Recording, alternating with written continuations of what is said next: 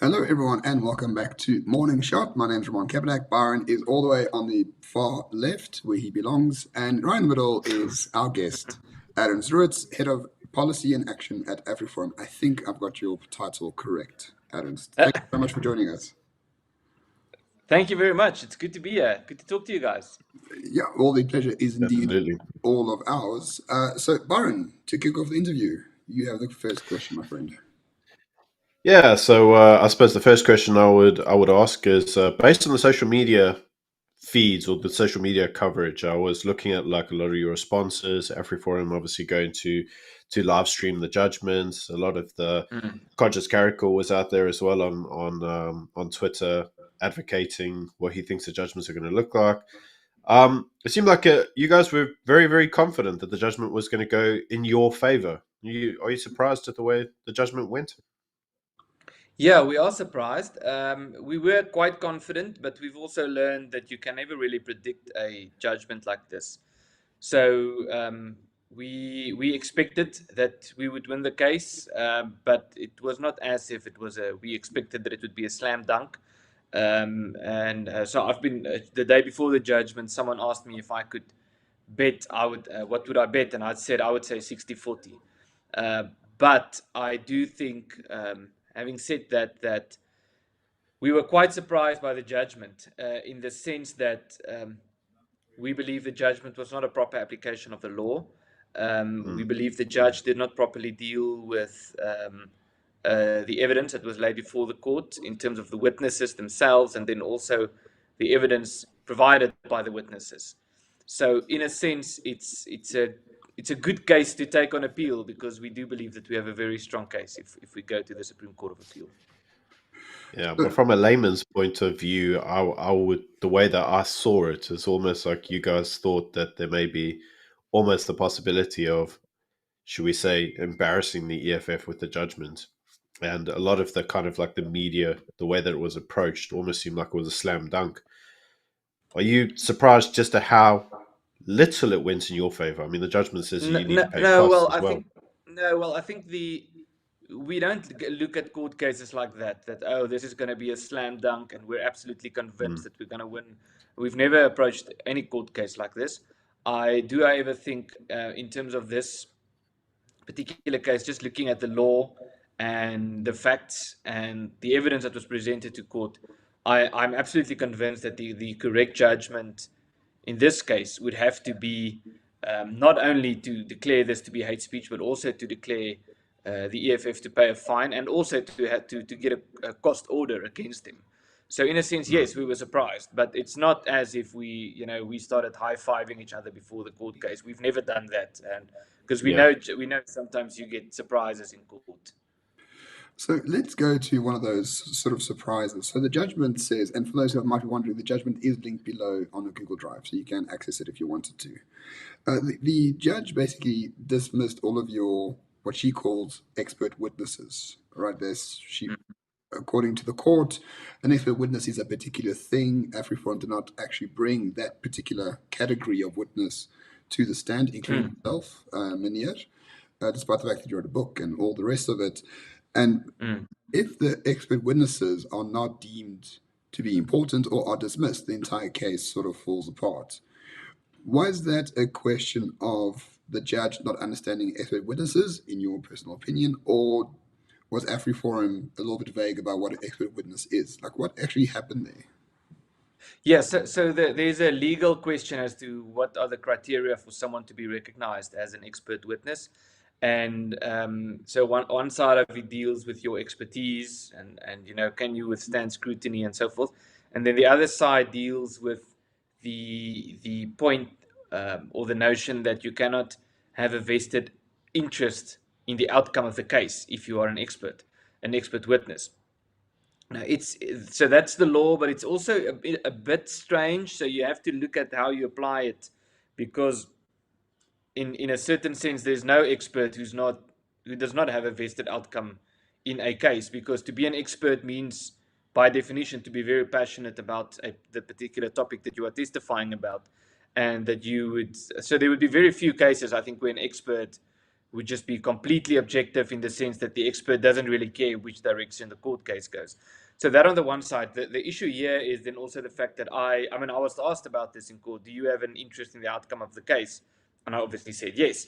The debate here was how do you deal with expert witnesses in an equality court matter? Because equality courts are regulated by the Equality Act.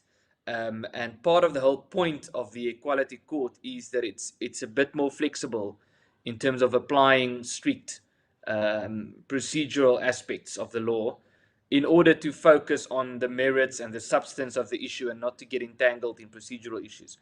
And there was a precedent in terms of how we should deal with expert witnesses in the Equality Court, and that was created or left in the Kwelane case. So what happened in the Kwelane case is John Kwelane was accused of hate speech against the gay community for an article he wrote.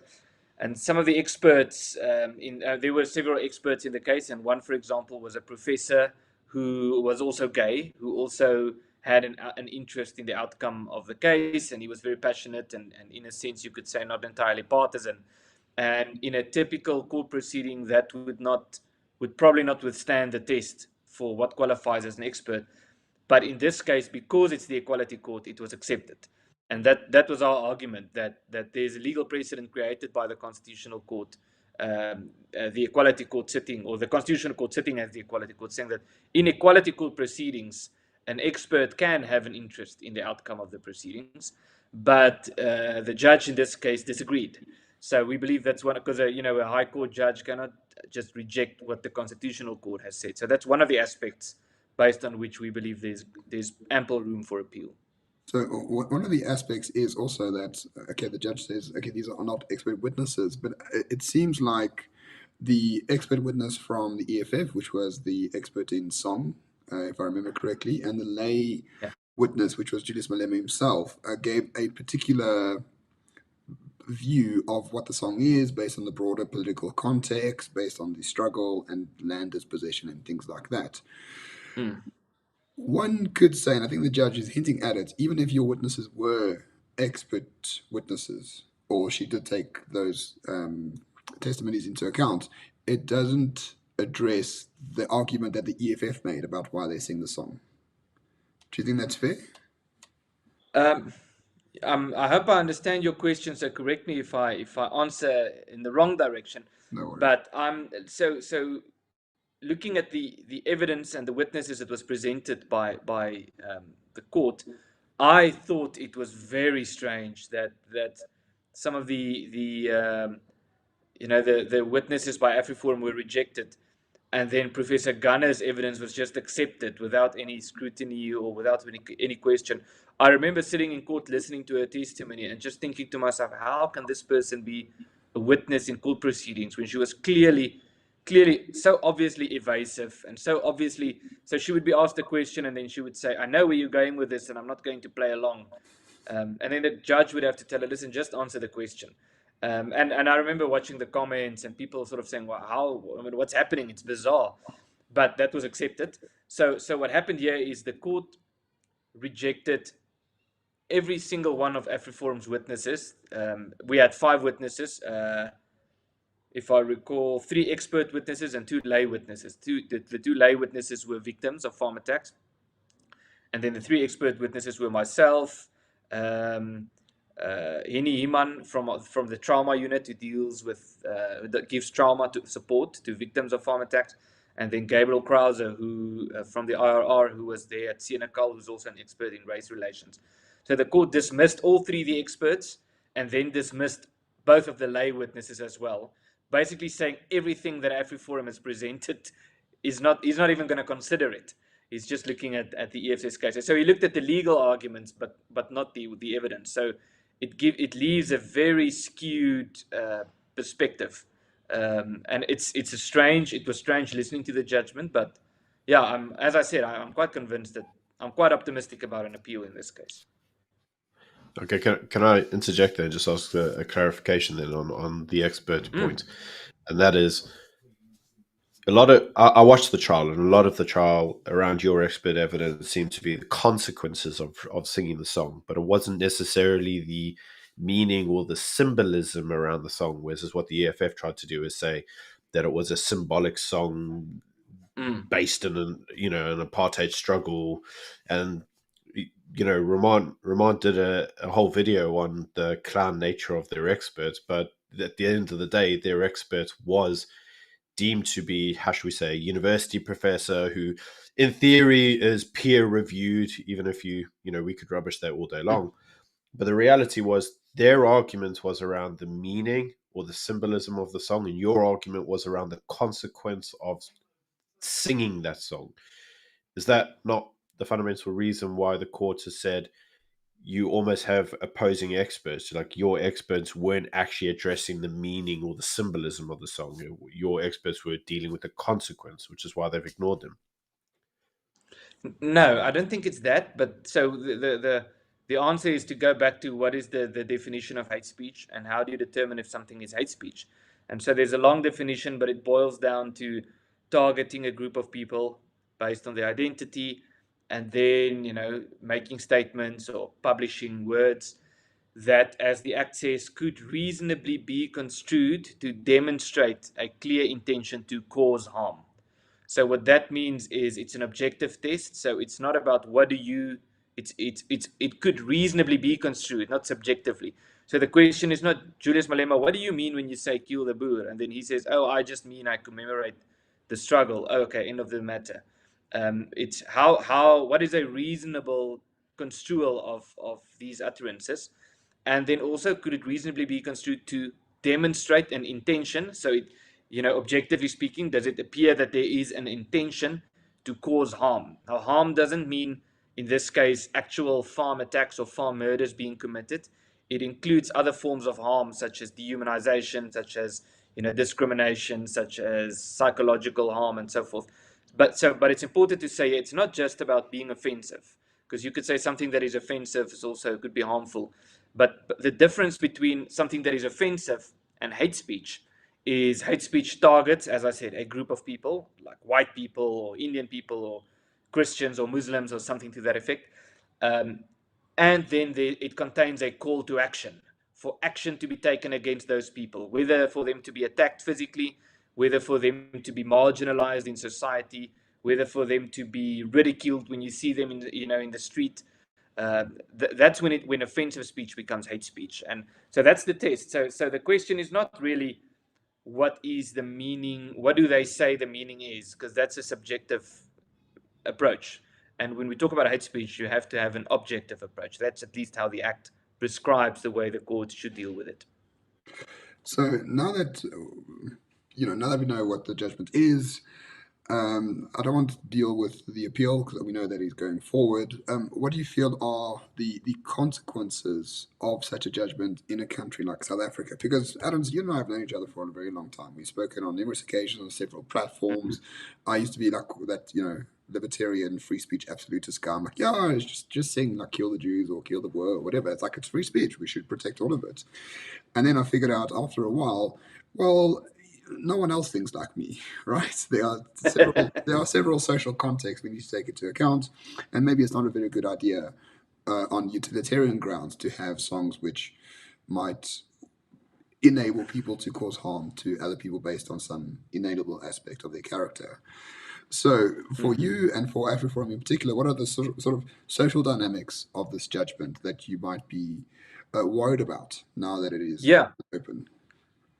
Well, there's a few things that could be said about that. One is it was almost strange, surreal in a way, in a sense, to see the Human Rights Commission coming out criticizing the judgment. I mean, we've had a problem with the Human Rights Commission for some time, and their biased approach to issues like this.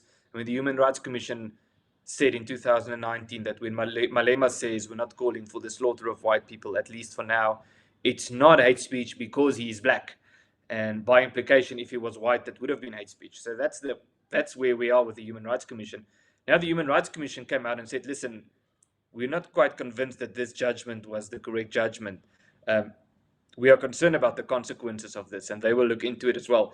So that's quite telling. If you have a judgment that so far, you could say, if you want to express it in political terms, so far to the left that the Human Rights Commission says, well, maybe we're taking it a bit too far. That already says something. But other than that, I think what's also very telling is that the EFF went out. They literally walked out of the courtroom, and on the stairs they started chanting, "Kill the Boer, kill the farmer." And as we were standing outside, you walk out of the courtroom and there's the stairs and the street, and they were rioting there or protesting and chanting. And so I did some media interviews, and as I was talking to journalists outside the court, they were literally EFF guys, looking at me, going like this, saying to me, "We're coming for you. We're coming to kill you." And then they chant, "Kill the Boer, kill the farmer." This very symbolic song that's only meant to commemorate the struggle. And they would actually say to me, "We're coming to kill you," while they are chanting this song. So it's bizarre, and I don't think it's sustainable. And I hope that I'm right, but I cannot see that it could be sustainable for something like this. I think the balance of forces, to use the ANC terminology, is hopefully, and I hope I'm not naive, but I think it's still too strong in a country like South Africa to simply have political leaders going around screaming this, chanting this, without any consequences, without any form of backlash. So again, maybe I'm just naive, but I don't. We are very concerned about the consequences of this judgment, and we'll see how it plays out in the Supreme Court of Appeal. Byron, question from you? Yeah, so I mean, I suppose I understand what you're saying in terms of the balance of forces and what that particularly means for the country. But this is a country that sees record immigration on a daily basis. Shimon and I have done numerous videos around this. As we know, anybody who's moderate with a degree of skill or degree of economic ability leaves the country, and they usually leave the country for good because of the environment that we live in now. Is there a danger that this song prompts and the judgment that you're seeing here? Yes, okay, you're going to appeal it, but that appeal is going to take time. We know that the justice system in South Africa is slow. Well, that's pretty much the justice system everywhere. But with that being said, is there not a danger that this song prompts more immigration, more of your moderates leaving the country, leaving only let's call them the far left and the people that would use this type of song to create a hostile environment? Is there not how are you going to keep the morale of people up so that they don't kind of lose faith in light of this judgment? Well, there is that danger. That's certainly the case. We have seen a spike in immigration in recent years. I think after COVID, and also once the Ramaphosa hangover was over, and people realized that, oh, he's just another ANC president. So it's not as if people are leaving only because of this song. People are leaving because of a variety of factors. But I'm sure that there might be some people who have been considering whether they should leave the country, who saw this judgment, who might say, oh, well, maybe now this is it. I hope that's not the case. But there are macro dynamics at play here, which, I mean, I can say to you, oh, no, we have a plan to prevent that, but that would be disingenuous of me, because there are bigger issues, and there are trends and things happening in the world and in South Africa over which we have little control. And then there are a lot of things over which we have control. And one of the things over which we have control is what we do with our time and our resources. And I can talk to you about what we're doing with our time and resources. I cannot give you a plan on how we're going to stop immigration, but what I can do is say to you that one of the most important things we need to do now, but even before a judgment like this, is to put our strength and energy into community safety structures, into owning a firearm, being able to use it, being able to defend yourself and your family, but not only as an individual isolated from your community, but as part of a community who are also capable of looking after each other and helping each other out, driving patrols to keep their neighborhoods safe, and when there is a threat, to take a stand as a community, because that's the reality in South Africa. Is the police are just not capable anymore of keeping people safe. I mean, everyone knows that. Even the police commissioner have said that. And we saw it last year with these Zuma riots, to use that term, that there were some communities who were well organized, who were able to defend themselves, who did not really have substantive damage to property because they were organized.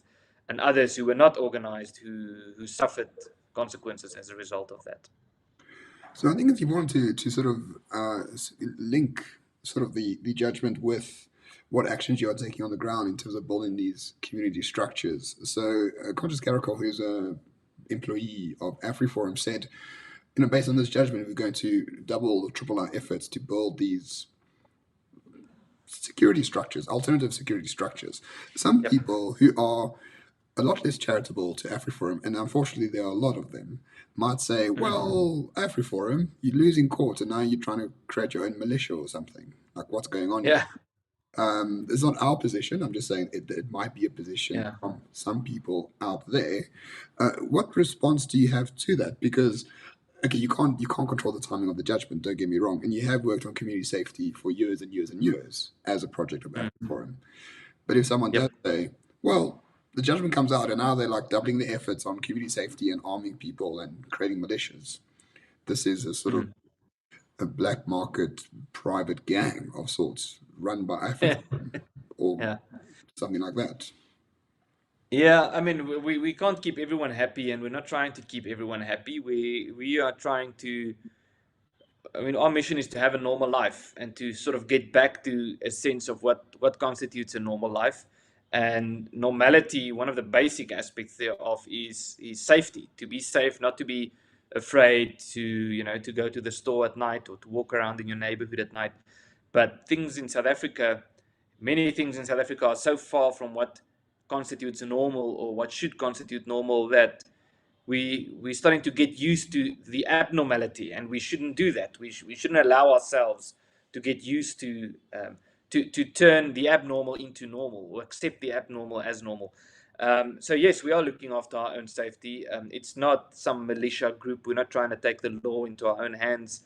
There's enough room to maneuver within the ambit of the law.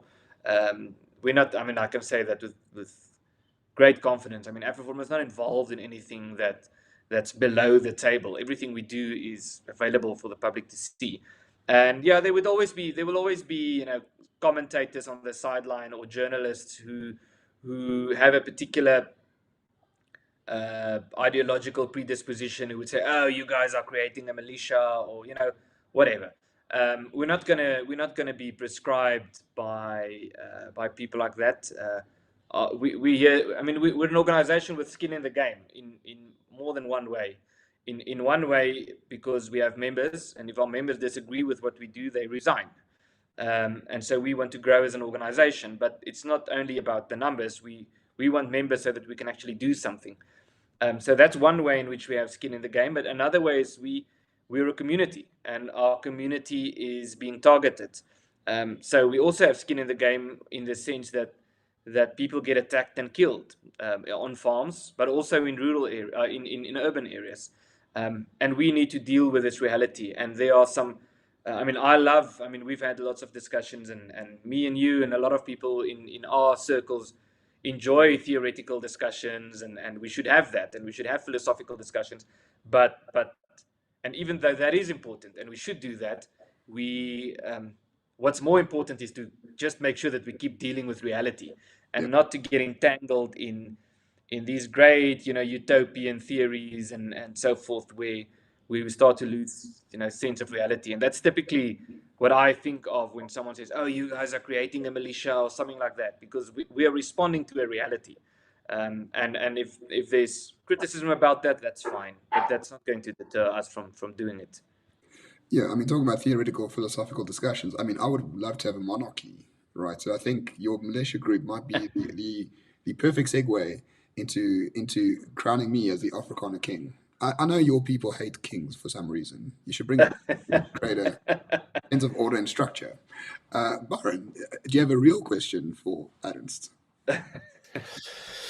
Yeah. So I'm hearing what you're saying, mate. But I got to kind of take it a little bit further, and I've got to grill you on the messaging given on this. And the first is I read a lot of the social media posts around rearming individuals, training them, pitting up kind of community structures, and I saw a lot of it, guy with.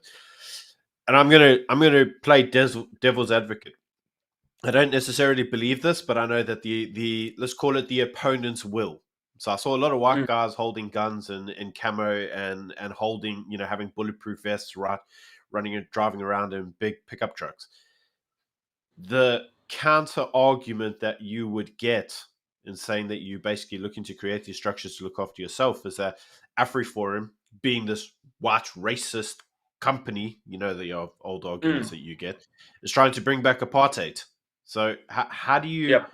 square that circle? Because that's going to be the argument leveled at you. Yeah. So I think one of the worst things that happened to the Africana community in the last 30 years is the AWB. Not because they were such a significant force to reckon with, but because of the perception dynamics or the optics thereof. So there are a lot of people who think about the Boers or the Afrikaners, and they think about guys in khakis, riding around on horses, and drinking too much brandy and getting drunk below the vierkleur and stuff like that. So there's this very, I mean, we can go down that rabbit hole about the negative stereotypes. And I think there have been, and it's part of life, that there will always be sort of fringe groups who strengthen those negative perceptions. And that's not Afriforum. We're an organization with 305,000 members, and growing. So we're a moderate organization, despite what people say. And I remember once when I said that to Stephen Grotes, he was very sort of offended or upset about the fact that I described Afriforum as moderate. But we would not have had over 300,000 people who make monthly donations to our work if we were not moderate. And what I mean by moderate is we're not trying to push some form of an extreme agenda or anything to that effect. It's perfectly natural to say we need to look after our own safety. And there's a bit of a PR challenge in there for us, and I should admit that in pushing the safety agenda, to use that term, without framing ourselves as being this militia group, one of these fringe groups who are just trying to attract attention. I remember there was some group a few years ago who they had this camp, I think one camp that I'm aware of, where they had young boys and they taught them how to be racist and stuff like that. And then there was a journalist from the Netherlands, if I recall, attending this. And then they said, no, one of the children said, no, we're learning here that we're learning about racism, but we're learning that there's actually racism is also a good thing. And then it was this really extremist group, and people had to spit on the flag and stuff like that. And this sort of went viral across the globe. I remember it was broadcast on TV in Europe, and that's again, it's the negative perception that's being strengthened. And of course, there are people in the media who love to jump at stories like this. The Afrikaners or whoever, the whites in South Africa or the minorities are preparing for genocide and stuff like this. But that's a fringe narrative. It's not Afriforum's narrative. Our narrative is that there's a real problem in terms of safety and security in this country, and the police are not going to protect us. The army is not going to protect us, so we need to protect ourselves, and that implies and includes being able to use a firearm and being part of a community safety structure that acts responsibly. Yeah, so I accept everything you say. Actually, one of the things you may recall doing this, I think it was around Christmas time, but you put a Twitter post up that I recall for me personally. Like I think I took about a week to just look at your post over and over again. And there was a lot more meaning in the post than I suppose I had initially thought of it as having. You may Yeah. recall it was a picture of you saying what people think the armed resistance looked like. So it's like people running around in camo with guns shooting at stuff. And then what it actually looks like is a wife, the two children going to church. Oh yes. And it's right. And like the symbolism behind that, like I remember looking at it for days on end, thinking like what you were trying to say in it. And actually it had quite a lot of meaning to it. So I suppose from my perspective, I wonder if that becomes the problem that possibly Afriforum sometimes poses. Obviously, community safety and the safety of the individual is the number one thing, but is there not a danger that Afriforum's almost kind of like not really advocating its values, more more than it should, because it's like you're getting argued that it's a racist organization that just has racist connotations, but it's kind of like, what does the organization stand for? Is it freedom, family values, Christian ethics? Like, is there not a danger you're not communicating that stuff enough? That's a very good point. I want to argue with you, but I think the best response would from me would be to say that's a good point, and I concede that, because I don't think we can ever communicate enough about what it is that we actually stand for. I mean, we have a vision statement.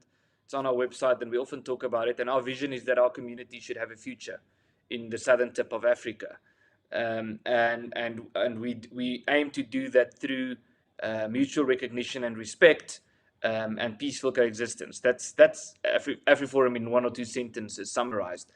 But the point of that meme was to say that I think the biggest battle that we are in currently is not merely physical safety, even though that is very important. It's an attack on our heritage, and I'm not talking about Africana heritage, that as well, but Western heritage and Western values and the Western conception of justice and freedom and equality. All these things have been turned upside down, and there's this attack on the idea of the family. The nuclear family is suddenly the enemy, when in our tradition the family is something to be cherished and to be protected, and that's sort of the core of who you are. And so the point of that meme is to say the most important element of being part of the resistance, to use the loaded word, is to be good for your family. To, if you are a husband or a father, to be a good husband and to be a good father and to look after your kids and to support them, to punish them if you need to, so that they can grow up to be responsible adults. And that's the deterioration of the social fabric and the moral fabric of society is probably the biggest threat that we live in. But to get back to your question, I would rather concede that you're right and put more effort into communicating about what it is that we stand for than to try and defend ourselves and say, no, we communicate enough, because I think we can always do more and say more in that regard. So thank you, Ernst. So we have two more questions. Byron is going to ask one. I'm going to ask one. And then for those watching, we were more than happy to take 2 or 3 questions from the audience. Hopefully wrap this up in about 15 minutes or so. So Byron, on to you, my friend. Yeah, so I like everything that you're saying there, and I agree with everything you're saying there. And I think I kind of understood. That's why I think I sat there looking at your meme for about a week, because I think I understood a lot more what you were trying to say in that. And even for me personally, I must admit, I looked at it quite a lot and really kind of scratched my brain a lot. Probably more than you expected anybody to do, but oh well. And I suppose that kind of brings the point, as I'm sure you can hear the way I talk. I'm English. I'm not an Afrikaner. Everything you're saying there, I'm completely on board with. I cannot find that I would disagree with anything you've said. I agree with the nuclear family. I agree with good Christian values. I could agree with good Protestant values of hard work and ethics. Yep. And I think that from a large point of view, so does the majority of South Africans. Like even Black South Africans would find it very difficult not to agree with those things. And that's the core point that I suppose I'm trying to say. I know Afriforum is how should we say, a rights group for Afrikaners to make sure that they have a future in South Africa. But is there not a danger that you kind of like almost make yourself a smaller voice than you need to be? I mean, Afriforum could stand for a hell of a lot more just in those values. Yes, keeping minorities safe. Yes, looking after the safety of Afrikaners is good, because obviously, you know, many of these people have been there for nearly 400-500 years, longer than some of the Bantu have. But was there not a danger that you kind of like make yourself into a small group by not focusing on the bigger picture? Yeah, thank you. I love that question, because I think that's a very important question. And that is, well, there's a balancing act. On the one hand, we often say that someone who tries to be everything for everyone ends up being nothing, or not being anything for anyone.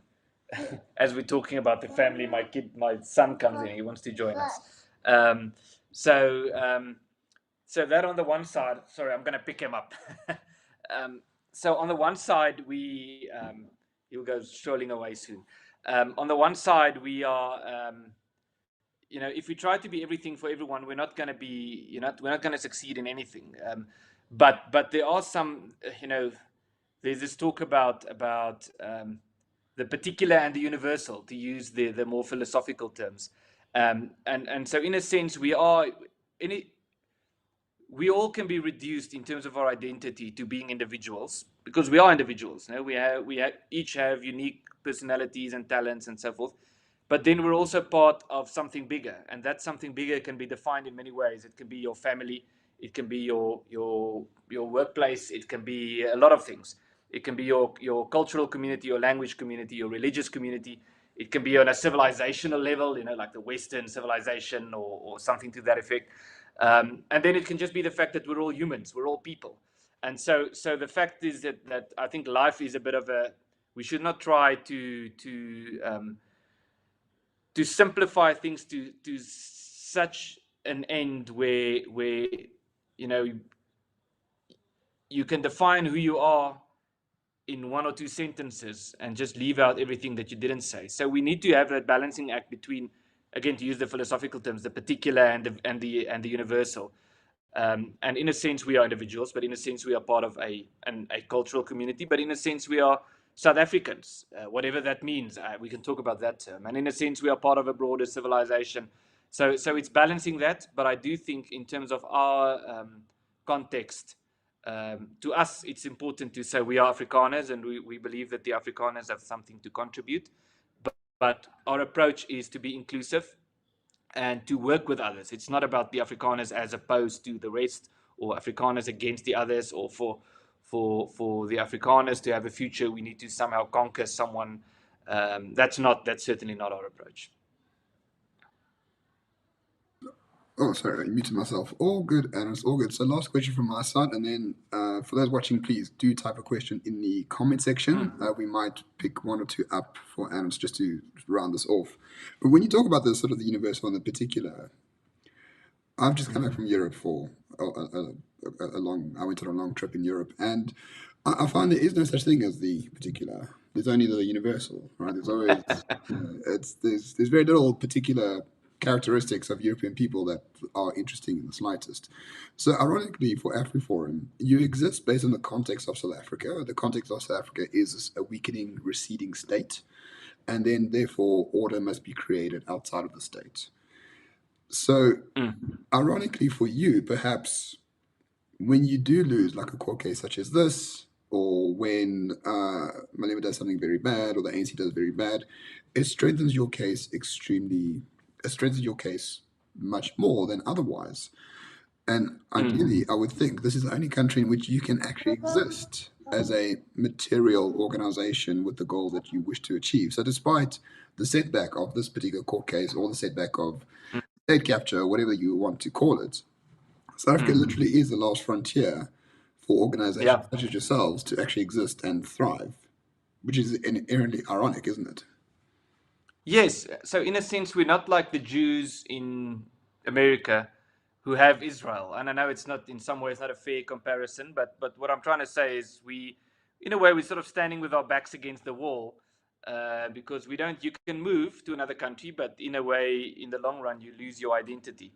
And that is, in a way, part of our strength. And I think losing a court case like this it's obviously not something we wanted to have happen. But I mean, just looking at the messages I've received so far coming in from other countries, I've received messages from America, from the Netherlands, from Australia, from Hungary, just since this morning. And people are looking to this as a one more step that convinces them that you should not trust the South African government, and that the South African political regime is not working, and it's not a moral regime. So it's I don't want to say losing a court case is a win, because it isn't, but in a way it does point to a bigger macro problem, and that's not necessarily a bad thing.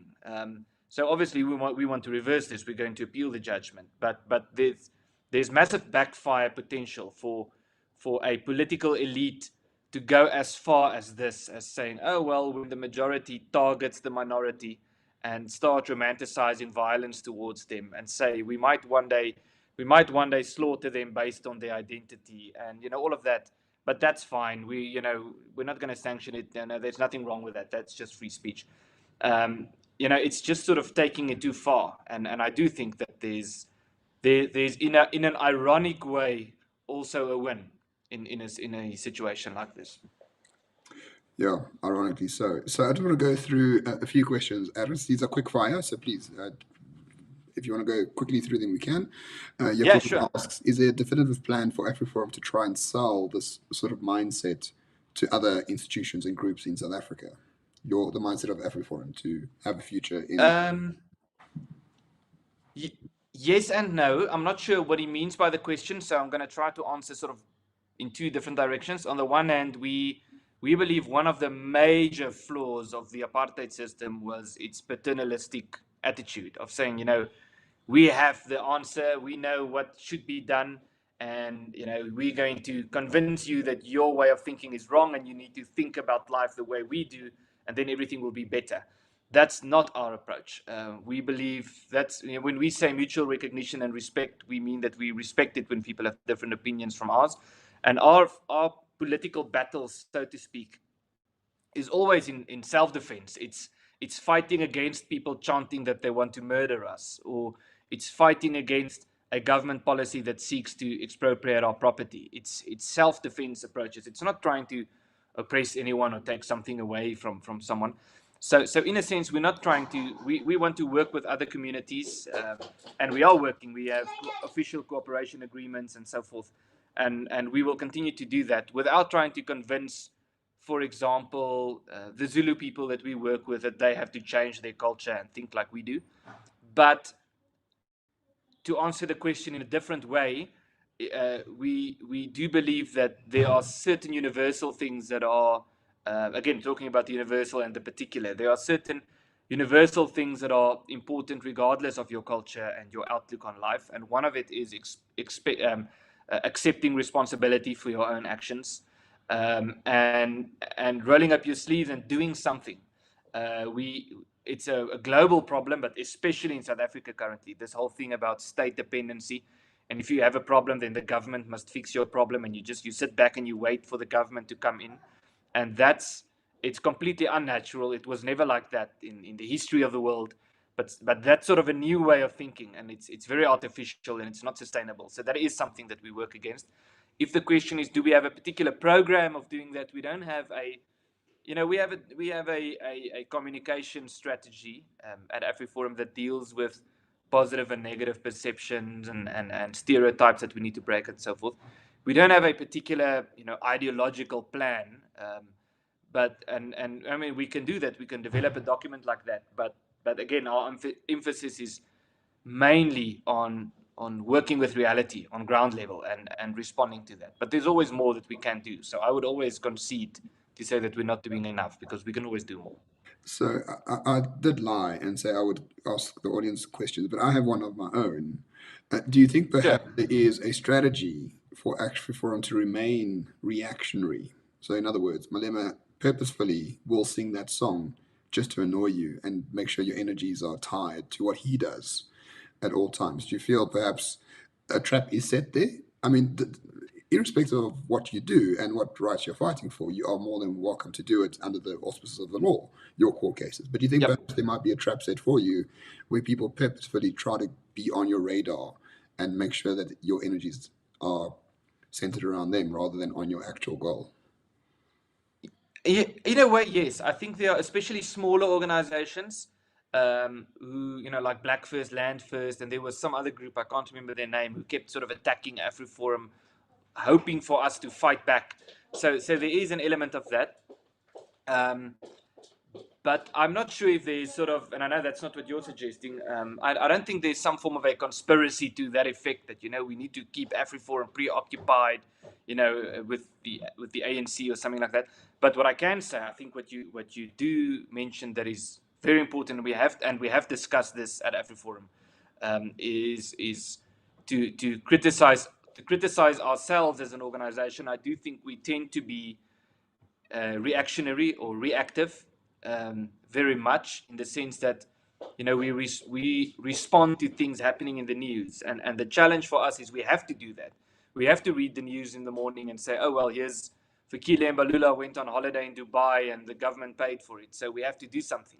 And then, whatever, we have a public protector application or something to that effect. And we should keep doing that. But the risk for Afriforum is it could easily slide into just being reactive, while there are some bigger picture things that we need to focus on. So the challenge for us that we've been talking about quite a bit is doing these reactive things, but staying proactive in the bigger picture type of things that we need to be doing, as opposed to just responding to whatever we read in the news. I think that's good and fair enough, and a difficult balance. Difficult balance. So on my side, I'm all done. Byron, any last comment from you, my friend? No comments from me. Obviously, Afriforum as an organization is obviously well worth people's time, and we do tend to plug membership wherever we can. So keep up the good fight, mate. I know it's a small setback for you, but thanks for championing the rights of the minorities in the country. Thank you For the conversation. I really enjoyed it. No, Ernst, thank you so much for joining us. And for everyone watching, thank you so much. Appreciate your time and your questions. And yeah, looking forward to hearing you out in the comments. If you want to follow Ernst Roets, you follow him on Twitter @Roets. I will link it there. Otherwise, have a good one. Cheers.